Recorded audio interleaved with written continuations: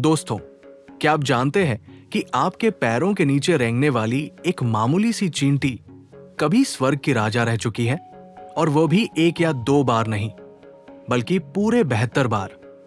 आज की भागदौड़ भरी जिंदगी में हम अक्सर थोड़ा सा पैसा, रुतबा या कोई बड़ा पद पाते ही खुद को दूसरों से श्रेष्ठ समझने लगते हैं। हमें लगता है कि जो कुछ भी है बस हम ही हैं।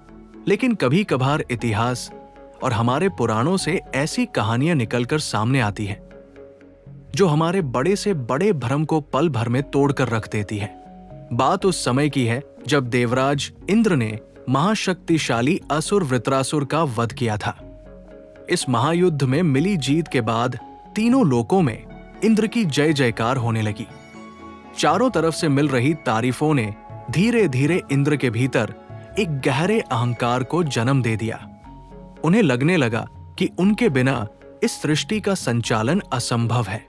इसी अहंकार के मद में चूर होकर इंद्र ने देवताओं के शिल्पी भगवान विश्वकर्मा को अपने दरबार में बुलाया। इंद्र ने बड़े गर्व से आदेश दिया, हे विश्वकर्मा, मेरे लिए स्वर्ग में एक ऐसे भव्य और अलौकिक महल का निर्माण करो जैसा न तो इस ब्रह्मांड में कभी बना हो और न ही भविष्य में कोई वैसा बनाने की सोच सके। विश्वकर्मा जी ने आज्ञा का पालन किया। उन्होंने दिन रात एक करके सोने के कंगूरों, हीरों के झरोखों और मणियों से जड़ा एक अत्यंत सुंदर महल खड़ा कर दिया। लेकिन इंद्र का मन नहीं भरा। वे बार बार उसे और बड़ा करने का आदेश देते रहे। थक हार कर विश्वकर्मा जी भगवान विष्णु की शरण में गए। विष्णु जी मुस्कुराए और बोले, अहंकार का इलाज हथौड़े से नहीं, आईने से होता है। अगले दिन इंद्र के दरबार में एक 10 वर्षीय बालक स्वयं भगवान विष्णु नंगे पांव पहुंचा। जब इंद्र ने पूछा कि तुम कौन हो, तो बालक ने उत्तर दिया, मैं वही हूं जो तब आता है जब कोई राजा स्वयं को भगवान समझने लगता है। इंद्र को क्रोध आया, पर तभी बालक ने फर्श पर चलती काली भूरी चींटियों की एक लंबी कतार की ओर इशारा करते हुए पूछा, क्या तुम गिन सकते हो कि इनमें से कितनी चींटियां पहले इंद्र बन चुकी हैं? उसी समय रोम-रोम वाले लोमश ऋषि सभा में पधारे। उन्होंने एक चींटी को उंगली पर उठाया और इंद्र से कहा, इसे देखो, ये आज एक चींटी है, पर यह 72 बार स्वर्ग के सिंहासन पर बैठकर इंद्र रह चुकी है। इंद्र हैरान रह गए। तब विष्णु जी ने उन्हें ब्रह्मांड के समय का चक्र समझाया। ब्रह्मा जी के एक दिन में 14 इंद्र बदल जाते हैं।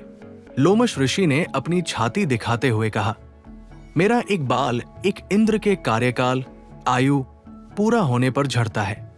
सोचो, मैं ऐसे कितने इंद्र देख चुका हूं। उस चींटी की कहानी और भी हैरान करने वाली थी। पहले कल्प में वो सत्यव्रत नाम का एक राजा था।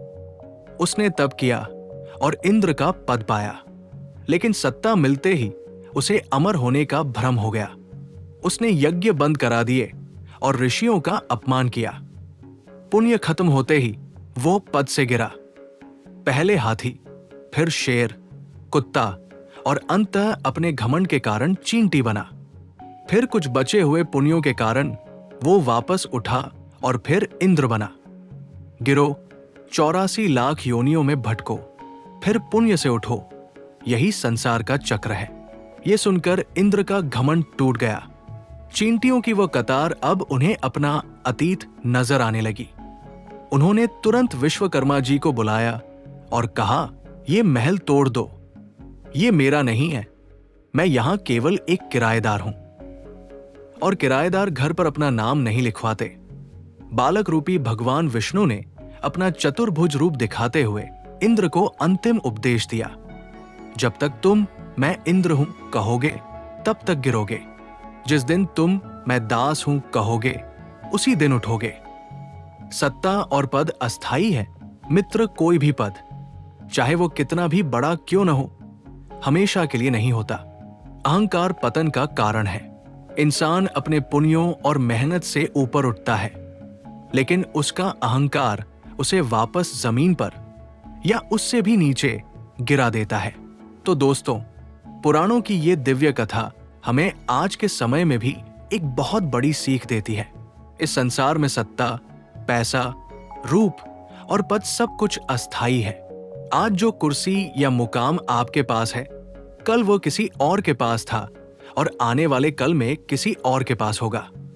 असली महानता किसी को नीचा दिखाने में नहीं, बल्कि सेवा भाव में है। इसलिए जब भी कभी आपको लगे कि आप सबसे ऊंचे मुकाम पर पहुंच गए हैं, तो जमीन पर रेंगती उन चींटियों को देख लीजिएगा।